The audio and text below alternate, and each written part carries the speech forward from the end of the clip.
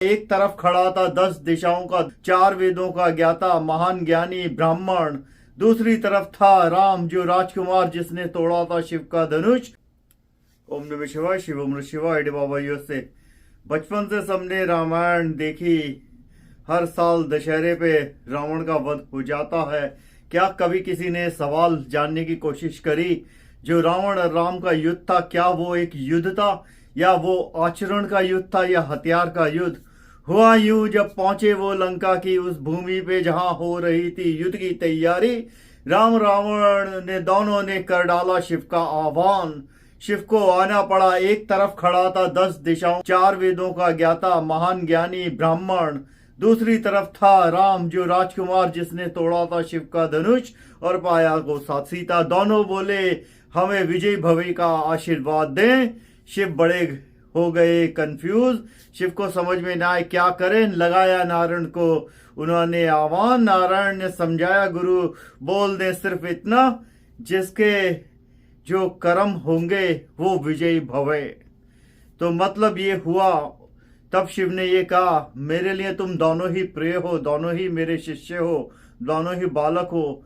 जो धर्म के रास्ते पे होगा वो विजयी होगा। अब राम खुश हो रहे थे क्योंकि राम जान गए थे रावण ने जो एक गलती कर दी वो थी बहुत बड़ी।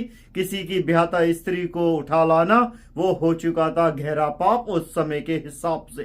तो राम का जो जीवन जीतना था वो निश्चित हो गया। यहाँ पर आज इसको अपने मॉरल में देखें, जीवन में आज जिसको हम कलयुग कहते हैं, आज एक कलयुग में चारों तरफ जो है रावण बढ़ते जा रहे हैं, क्योंकि ये कलयुग में होना जरूरी है।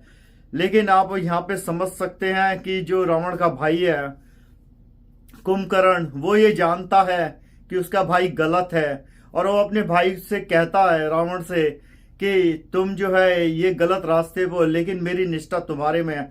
तुम आज चाहे वो धार्मिक नेता है चाहे राजनीतिक नेता है, तुम्हें ये पता है वो गलत है, लेकिन तुम उनके साथ हो क्योंकि वो विनाश की तरफ ले जाता है। इससे कोई फर्क नहीं पड़ता करोड़ों लोग झूठ के साथ हो, सत्य सिर्फ एक है। सूरज एक है, शिव एक है, चांद एक है। और एक जो होता है बहुत मुश्किल होता है खड़ा होना, लेकिन जब एक अटल हो जाता है तो सत्य हो जाता है, शून्य हो जाता है।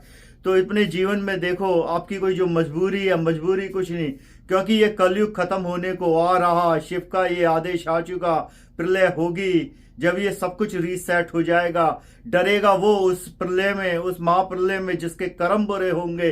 जिसने शिव को समझ लिया, शिव के साथ एक हो गया, वो हंसता है क्योंकि उसका तो ये प्रमोशन हो गया।